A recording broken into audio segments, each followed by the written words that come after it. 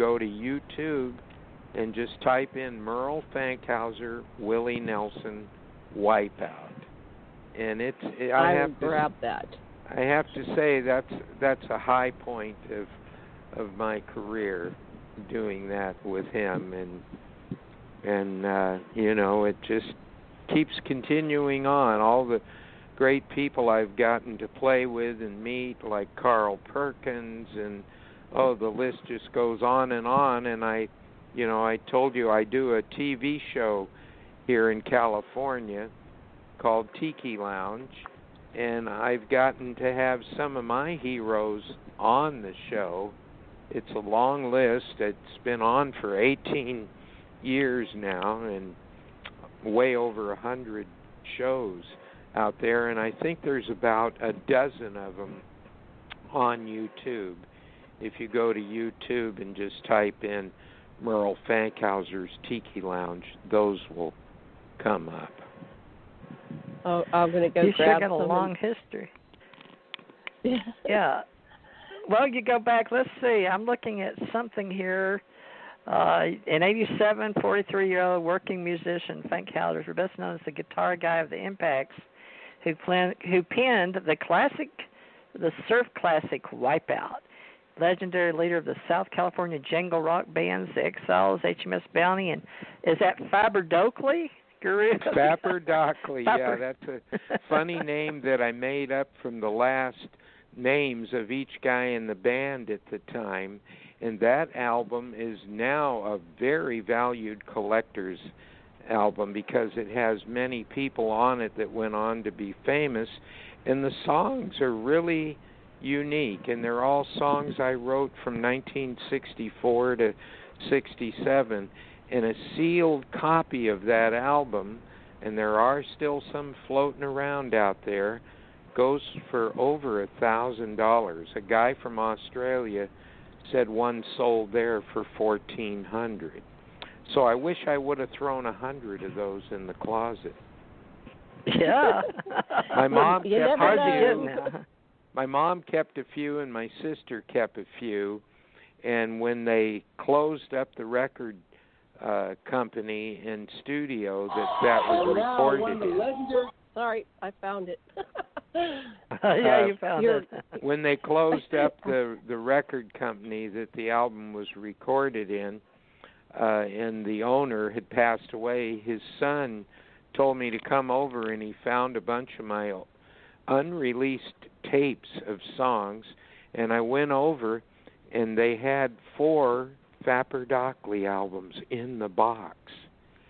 And I didn't know if he knew how much they were worth or not. And I said, well, what do you want for this? And he said, well, we just kind of wanted to get the tapes and stuff back to all of the people that are recorded in Dad's studio. And I said, well, here's $200 bills. And he said, oh, you don't have to do that. I said, no, I want to give it to you.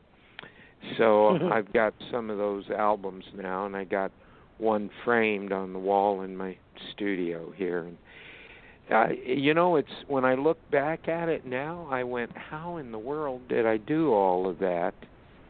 And how did I end up meeting and connecting with all of these great musicians? And it just amazes me. It's like I've lived 4 lives, and now it's almost like somebody else did it. But I just thank the dear Lord I'm still going. Awesome. Well, how did you? It says in this one of these television star bulletin type things. You've got so much information out there, folks. Just look up the name Merrell space Fankhauser, Fankhauser. Have a good time. Some people called him Captain Trip back in the day. Were you big on? It says 69. Epic is the best known ambitious musical celebration of the antediluvian continent of Mu, and the album brings back to mind Donovan's 69 Atlantis top hit. So apparently they're trying to find a way to, back in the day, the annotation of Hawaiian Islands and submerged continent of Mu, and the Fankhauser moved to Hawaii, says from L.A. in 73. So it says that there was a lost continent of the moose. So somehow it says your new life jungle, possibly contact with survivors of heirs of the ancient culture. Some kind of thing they were putting in here. It leads to your bits of Indian, big band, new age, acoustic rock, hard rock, hopahali music. So did you go from like hardcore surfer to, I mean, like Wipeout and back in the day, because that's what I used to dance to. I know the kind of music. But did you get into like a new age or ascension age, or tell us how you went through your music transition, because apparently you can play anything like Willie Nelson, right? But at the same time, I'm just reading about your history with music only, not your famous, television and movie and things like that, but just your music. How did you go from like surfer music to moo music, or Hawaiian or well, New Agey? There was a lot happened in between there before the moo thing came along, because the Wipeout album came out in '62, and then my dad for a while managed a flight school up in the desert, the high desert here in California in Antelope Valley. And we had to move over there, which I didn't like very much, being a surfer and being here by the ocean in a semi-tropical climate, and then moving to this harsh desert with the sand. But I immediately met some kindred spirits there in musicians, and that's where we formed Merrel and the Exiles. And I had been writing vocals, but this studio and where we had recorded in L.A., because the instrumental surf thing just took off right when we were recording, they wanted all instrumentals. They weren't interested in my vocals. So I formed Merrel and the Exiles, and Glenn Records from Palmdale heard us playing at a concert there, and he said, how would you boys like to come to my studio and record?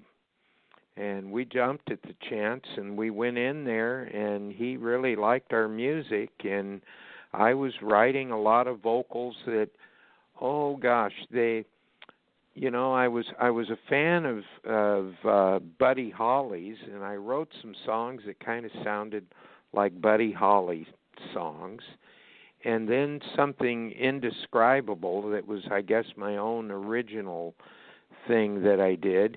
And he would just have me come in with my little band every 2 weeks and record as many songs as we could, and he started putting out singles on us, and they started getting played on big stations in Los Angeles. One of them got on American Bandstand, a song called Tomorrow's Girl in 1967, and I think he put out about 5 singles on us. Well, around 67, he decided he was going to put an album out, and we had moved back up here, and my dad went back to work at the airport in Santa Maria, and we were here in my little town of Arroyo Grande and playing at a local club at that point, and he calls up and he says, I'm putting an album out on you. And I have all of these songs together and the latest things that you've recorded. And he said, I'm short 2 songs. Would you come over and record 2 more? So we did that. And in between there, the Summer of Love was happening, and everything was getting psychedelic. And Merrel and the Exiles sort of sounded like a 50s group, and the band guys kept saying, we need something more far out, man. We need something psychedelic. So I sat down with a pencil and paper, took the first 2 letters of my last name, Fankhauser, F-A, and then we had a bass player at the time whose last name was Parrish, so I took P-A-R. The other guitar player's last name was Dodd, so I took D-O, and the drummer was Dick Lee. So I came up with Fapper Dockley, and I handed him the napkin I wrote it on. I said, there's our new name. And they all just went, that's fantastic. What does that mean? So when I told Glenn, he was a kind of oh gosh, he had recorded Buck Owens and different kind of country people, a real down to earth guy, and some rockabilly stuff. He said, "Well, what are you calling the group now?" And when I told him Fapper Dockley, and he went, "What? Paper Doily?" I said, "No, Fapper Dockley." And he goes, "How in blazes do you spell that?"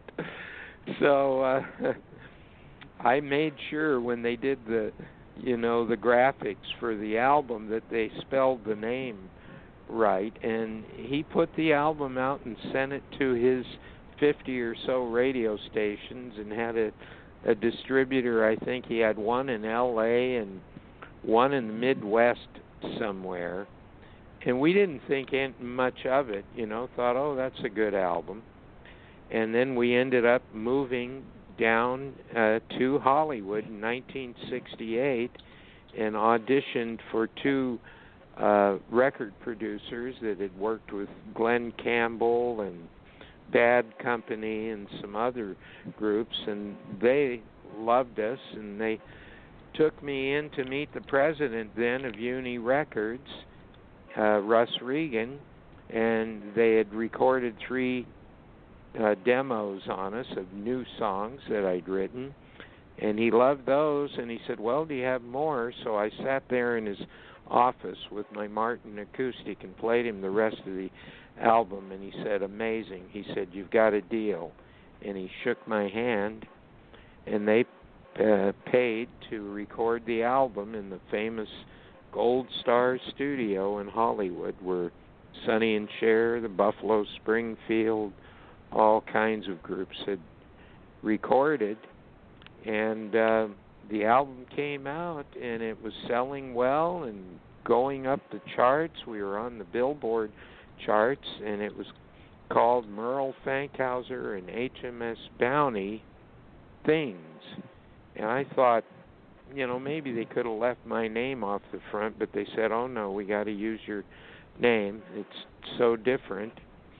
And they put out 2 singles on us, and the album, and that album is a valuable collector's album now too, but it's not worth anything like Fapper Dockley. And then around, I guess it was 1970, people started telling me that the Fapper Dockley album was getting played on various stations, and that people were looking for it, trying to buy it. And its popularity kept going, and I went through the whole psychedelic era and played on concerts with HMS Bounty in Hollywood, with Canned Heat and Chicago, and just large numbers of bands. And then Russ Regan at Uni Records signed Neil Diamond, who just was on a little record back in label in Chicago, Bang Records, and they started promoting him. And then the next thing they did was they discovered Elton John, and they put out his record. And we noticed all of the promotion went over to Elton John, and we watched our album and our songs falling off the charts.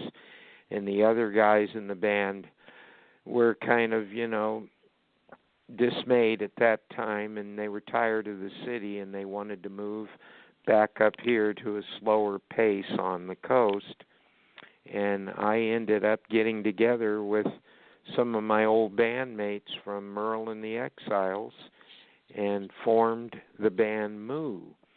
And the way we did that was we found a book in a house we were renting in Woodland Hills, suburb of L.A., called The Lost Continent of Moo by Colonel James Churchward, who had done all of these studies in the Yucatan, and through India he found Moo written and in Chinese legends and American Indian legends and South American Indians.